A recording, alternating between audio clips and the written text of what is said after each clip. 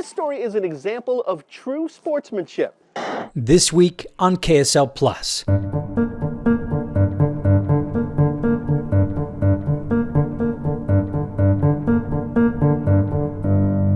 I can go out there and just put down a run that I'm happy with and hold my head up high, it's a win in my book. 6 weeks after the start of the Beijing Winter Olympics, 3, 2, take 2. we take a look back at the challenges, Anytime a teammate tested positive last season, I had to quarantine. the triumphs, I mean, it's truly incredible, and so thankful for everything Salt Lake has done for me. and what made this Olympic Games Another Utah athlete bringing gold unlike to Utah. any other. In Beijing at the 2022 Winter Olympics, I'm Alex Cabrero, KSL-5 News. I'm Matt Rascone, and this is KSL Plus, KSL-TV's digital-only news show and podcast.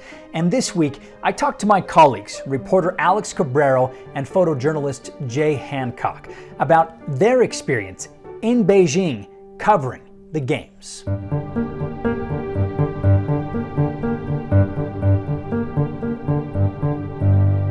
It's been a few weeks since you guys have gotten back. February 20th was when you guys were at the airport coming home. When you talk to people over the last few weeks, what do you tell them when they say, how was China? Matt, I know Jake could probably say this too. The first thing that really shocked me coming home was that we were allowed to go places.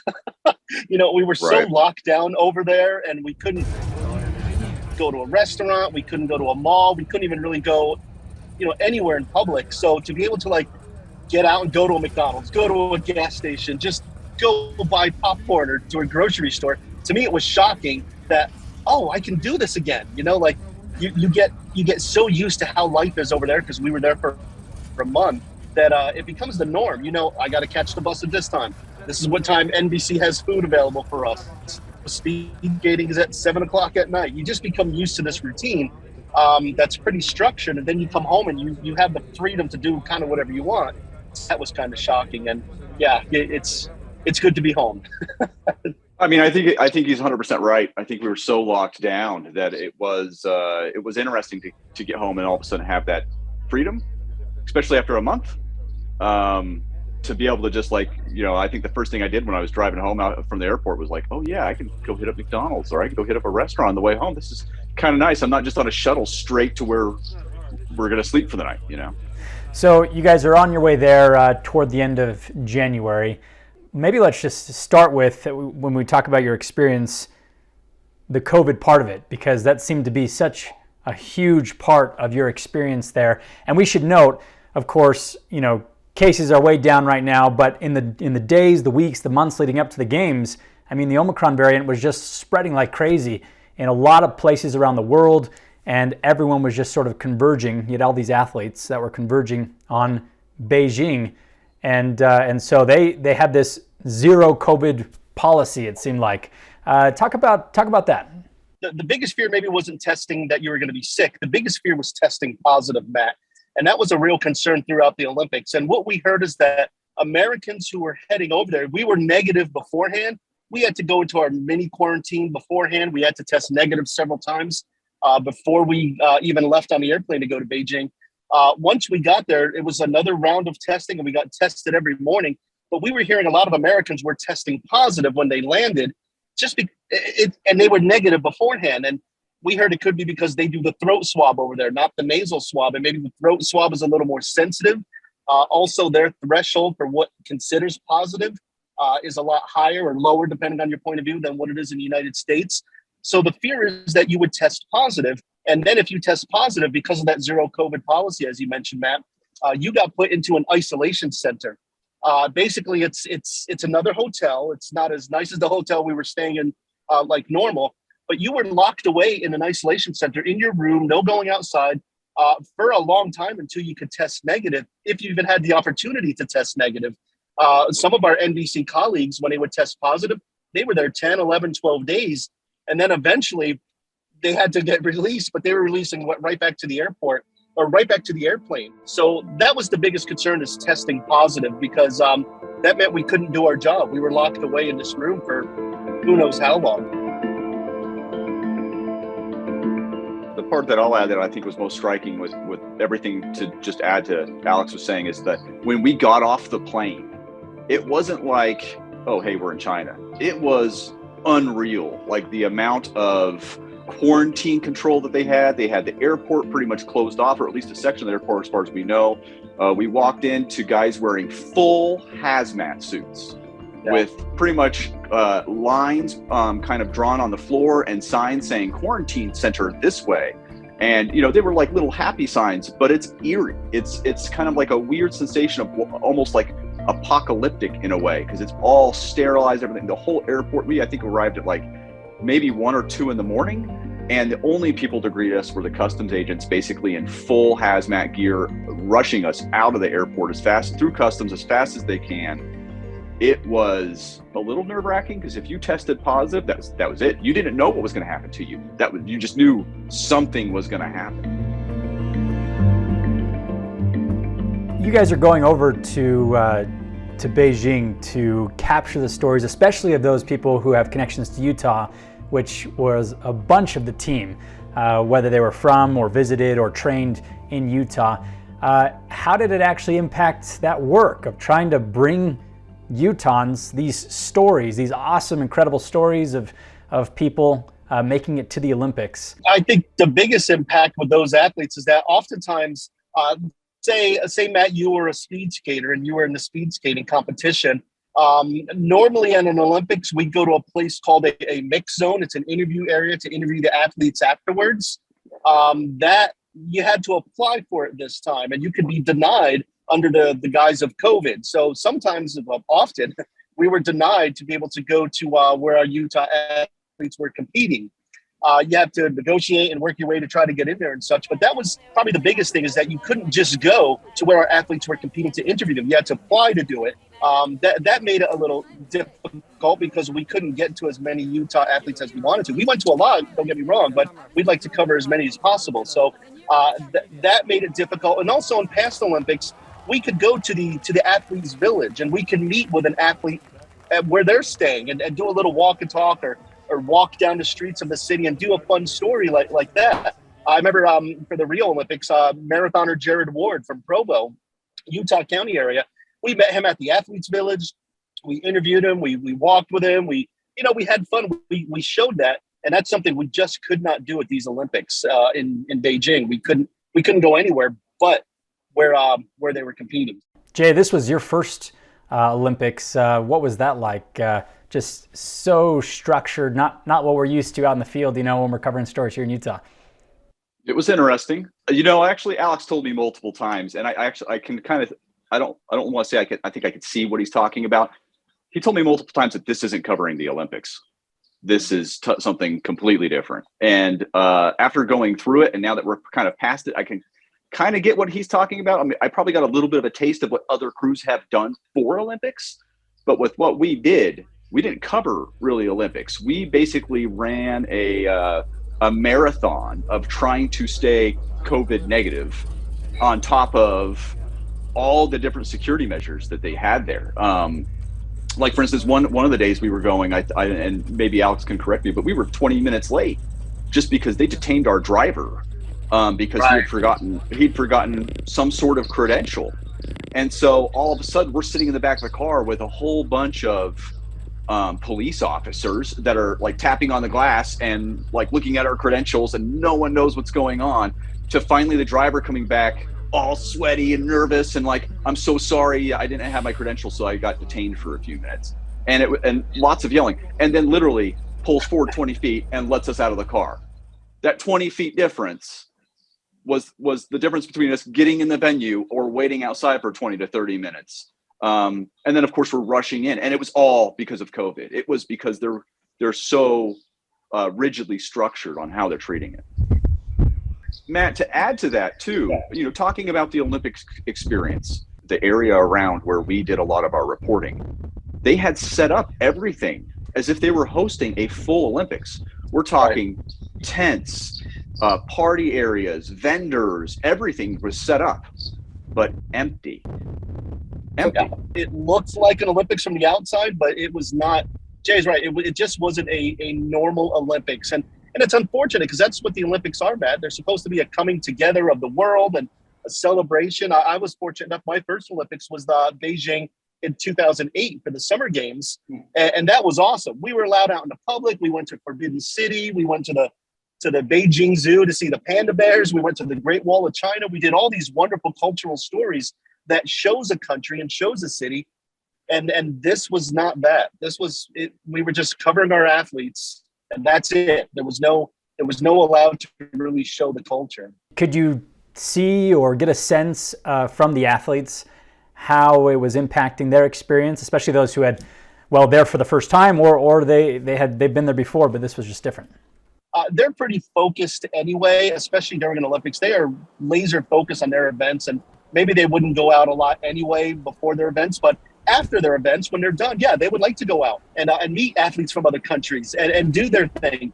And they were really upset about that they couldn't do that. But even more than that, Matt, they were upset that their friends and family couldn't be there for these Olympics because they compete here in the U.S., they compete around the world, and often their friends and family can go with them and support them and cheer for them and be there if they don't have a good match or a good competition, for that emotional support.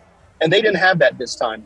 So I heard that a lot from athletes, is that they felt like they were alone often. They had their teammates, and that's their family as well.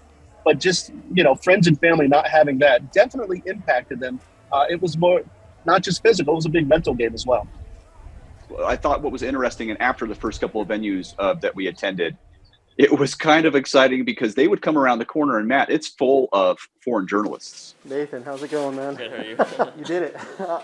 Yeah. Are you more excited at this point or relieved, Nathan? Definitely a mix of both. And they come around the corner and they see Alex, I never thought I would ever make it this far in my career, so to be able to have this moment, this opportunity. who's maybe done a dozen stories with him, and they're excited because, holy cow, there's Alex. And not only that, it's another American. It's somebody else that's not inside their little bubble. Hey, man, thank you so much. Absolutely.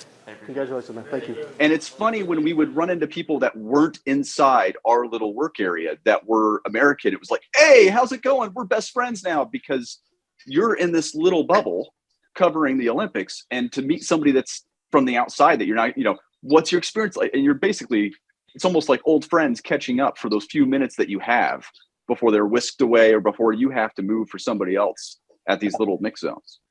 Yeah, Alex, remind us, how many Olympics have you covered and where have those been? Yeah, this is, I've been fortunate enough, this is my 7th Olympics, second one in Beijing. I did, I was on the Vancouver team, but that was during the recession, so I was cut from that team, so I wasn't able to go to Vancouver. But then it was at London 12, Sochi 14, Rio 16, Pyeongchang 18. I've been honored to witness Tokyo so much 2021, really. Tokyo is my 6th games to cover. It's a lot of Olympics, but really one job. Bring all that greatness home so you can feel the electricity just like I do. And then this one, Beijing. So it's been an interesting series of Olympics. We've had 2 Chinas, Brazil, Russia, Pyeongchang. So being able to go out would have been an amazing experience. And with Jay being this his first Olympics, I wish he would have had that experience too, because covering these is fun. It's an honor. It's a privilege to do this kind of work. And I wish he would have had that normal experience to know what it's like. So I keep telling Jay, Paris is in 24. Maybe we can get him over there. Hey, yeah. So usually when you go to these Olympics, it's not just you. There are a couple of crews. So what was that? We had people here in Utah that were covering a lot of those stories here, but how did that just add to all the things that you guys were doing when you were over there? Were you doing the work of 3 crews, or what was that like? Yeah, Matt, I think you sound like one of our managers. Yeah, I think our managers still thought we had 3 crews over there. Yep. I joke, but yep. Yeah, we worked around the clock. We often, Jay and I did 16, 17, 18-hour days to cover athletes in the morning, in the afternoon, at night, Beijing time. But then we had to be live in our newscasts in the mountain time zone. Jackson knows she wouldn't be here in Beijing if not for her teammate Brittany Bowe giving up her spot. So now Jackson wants to prove she is worthy of it. And you're kind of living in 2 different time zones. So yes, that was difficult. Believe in her. Did you see it? Sure, maybe Jay and I could have pushed and said, no, we're tired, but at the same time, these athletes have dedicated their lives 4 years to get to this moment. They're from Utah. We celebrate the Olympics here in Utah. So even though, there were some times where Jay and I were very tired, we had to cover these athletes. We had to at least get them some coverage.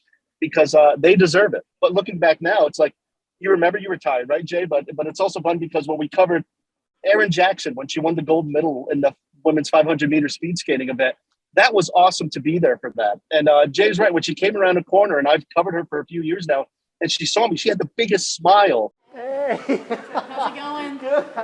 Long time no see. Yeah, it's been a couple weeks anyway. And that is the payoff, honestly, is when these athletes see you and they're like, oh, we did it. And it's just hard to put into words, right?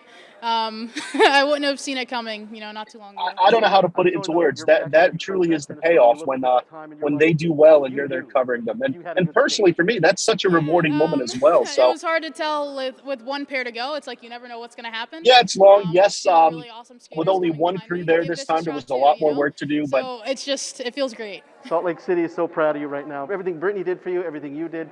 Thank you. Thank you. Thanks, Aaron. Congratulations. It was rewarding when we were done because I think Jay and I will always have that bond together. And we were like, we did it. We did it. So it was a lot of work, but it's only for 3.5 weeks. Only. The thing is I mean, we're human beings. We had days where, I was tired and Alex was like, hey, dude, it's okay. We can just do a 10, 12-hour day. We're fine today. We don't. And I was like, you know what? Nope. What else are we going to do? We're in quarantine anyway. Let's just do it. And for the same part, I'm sure Alex got there as well of just like, just that burnout. And because I think it was the two of us, we were able to say, you know what? It's just us. We're not going to phone it in. We can do this. Just a few more minutes, a few more hours. And in the end, I actually feel pretty good about coming home, knowing that we literally did everything we could to get in and cover the athletes. I mean, we had to literally fight some pretty big fights to get in there and do some of that coverage. And it feels good knowing that we were successful for the most part on doing that. Yeah, your coverage was awesome. But without just focusing on the challenges of the Olympics, can you talk about some of the good times, the fun times that you had, or some of your favorite moments with the athletes, or some of the favorite events that you guys experienced? Yeah, personally for me, I mentioned this a little bit, but Erin Jackson. It's hard to describe. Seeing me and recognizing me after she won a gold medal. Brittany Bowe, I've covered now for 3 Olympics. After her skate, all she wanted to do was talk about Jackson. Absolutely. I knew that she had an opportunity to do something really special out here, and Olympic champion. I'm speechless. Nathan Chen, when he won gold medal. Guys, it's not 2018 anymore. This era has belonged. I've been chatting with you about 4 or 5 years now. Yeah. You sound happy right now, Nathan. You feel good, don't you? Yeah, absolutely. I mean, yeah, I absolutely feel good. Yeah, again, like I never really thought I'd be able to make it this far. So it's been amazing. Those moments for me are pretty cool. I try not to be too much of a fanboy. Like, oh, this is cool. You got to be a professional. But when Jay and I, when we were in the interview area, we're watching a monitor. We don't actually see the competition when he was figure skating. We're watching a TV screen like everybody else in the interview area. And when he nailed it, in that short program where he fell in Pyeongchang, but then he nailed it, I don't care that you're not supposed to cheer in the interview area. I was cheering. What are they going to do? So those moments for me are really special. But hey, I found something that's probably hotter than the Utah real estate market. But also the shopping. Check this out. This is Bing Duen Duen. He is the official mascot of these Beijing Olympics, and he is a very hot item. We weren't allowed to go out, and I'm going to tease Jay like this until the day he retires, and probably afterwards. But that guy likes to shop. There was one gift shop, in our workspace area, where you can go to this little store, and every day they changed if it's a keychain or a magnet or a pin, or eventually they had those panda bears. To get Bing Duen Duen. And this is the item everybody's waiting for. Here's the thing.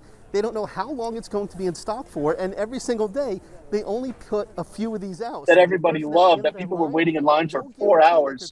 Jay wanted to wait in line for that dang thing, and he convinced me and talked me into doing that, and so I waited in that dang line. And it's those things that were fun, that moment of when we got at the back of the line, and they're telling us it's a 2-hour wait, and I'm just like, whatever. we had time to do it that day, so we did it, and we got that panda bear. And Bing Duen Duen, the official mascot for the Beijing 2022 Olympics, a hot item. That Jay's was the best. That was the best 2.5 hours of your life. Oh my goodness! Oh my goodness! You're enjoying that panda bear or someone, Jay. Oh my goodness! Oh yeah, no, I took little photos of it in our workspace and sent them home to my son, my little 5-year-old, and he was more excited to get that panda when we got home than he was to have his dad home. and the joke in the NBC group too is they all know that I like chicken parmesan. That's like my favorite meal. Yeah. And every day we're like, I wonder if chicken parm is going to be on the menu today. No. And I think it was the last week they finally had chicken parm, and it wasn't on spaghetti or pasta. It was on coconut rice. I was fine with that, whatever, because it was chicken parm. I was so happy that day. That was probably the best day for me is when we had chicken parm. And I know Jay would probably tease me about that forever. So I've never seen Alex move so fast as the day that chicken parm became available at the cafeteria. Did you come home and think, all right, what about that next one? Let's get ready for that, or it was like, all right, I need a break. No, for me, it's like I'm tired of the Olympics. I'm tired of the theme. I'm tired of the rings. You do get tired of it, especially because Tokyo was just 6 months before these Olympics. Yeah. Because Tokyo was delayed a year from 2020 to August of 21, and then we get home from Tokyo, and immediately they're already putting together teams for the Winter Games 5.5 months later. So it's a lot back to back. But no, I don't want to. We don't have to worry about Paris for 2.5 years, and that's good. If I'm lucky enough to go to Paris, if I'm lucky enough to do another Olympics, we don't have to worry about that for a while, so that's good. And Jay's awesome. Jay, again, when we're only there together, when it's just Jay and I, you got to have a crew where you get along with each other. You know what I mean? And sure, sometimes maybe we get a little short with each other because of the sleep deprivation, but I would recommend Jay to do another Olympics in a heartbeat. He even pushed me to do more than what I've normally done, to make them look better. And I always appreciate that with a photographer that's willing to go the extra mile, because it's not my story, it's our story, it's KSL's story, it's the athlete's story, and he's a stud. So credit to Jay for making this a good experience, because if he and I didn't get along, this would be a miserable experience. Yeah, no, and I'll echo that right back to Alex. I mean, I think we actually work really well as a team, and we're able to motivate each other, to bounce things off each other, to make it look better. And really just to tell a better story, because in the end, it's not about us and our journals or our journey there. It's the athletes. It's what they've gone through. I mean, I didn't train for 4 years, to go to the Olympic Games. These guys did, and their career, their heart and souls in it, and everything. And I mean, I don't want to say a nightmare scenario, but to go to a games like that where there's no one in the stands for the most part. There's no family there. There's no support. To go and cover them, it's kind of an honor, to be there. And Alex was absolutely phenomenal. I mean, he negotiated. I mean, with going to prior Olympics, he knows people at the venues, the venue managers, and was able to finagle a way to get us into a spot, even if it's just for 30 seconds as an athlete's walking by at the end. And KSL's known. I mean, we go there and KSL is known. There's not a lot of affiliates that are there that are just, I don't want to say small market, because but little affiliates that are from this little town. I mean, Chicago's there, New York's there, and San Francisco. But Salt Lake, we're known for our winter games, and to go and represent Salt Lake at least a little bit was amazing.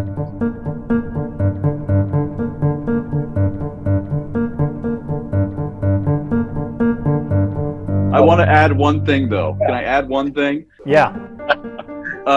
You'll have to forgive me, Matt. People need to stop asking, though, how was China to Alex and I? And the reason I say that is because we didn't. Now, Alex has been to China and experienced it in 2008, but we didn't experience China. Yeah. There was nothing. Everybody's like, oh, how was the Great Wall? How was the Forbidden City? I haven't experienced any of that. I've experienced the airport at China, and it was terrifying. Alex was laughing the whole time because he thought it was the silliest thing ever.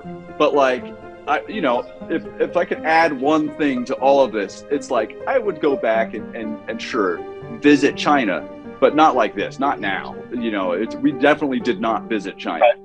Right. Jay brings up a good point. All my buddies are like, oh, you got to go to the Olympics. You got to see all these events. That's not true. Of the whole Olympics, I went to one event. I went to the gold medal women's hockey match, USA versus Canada.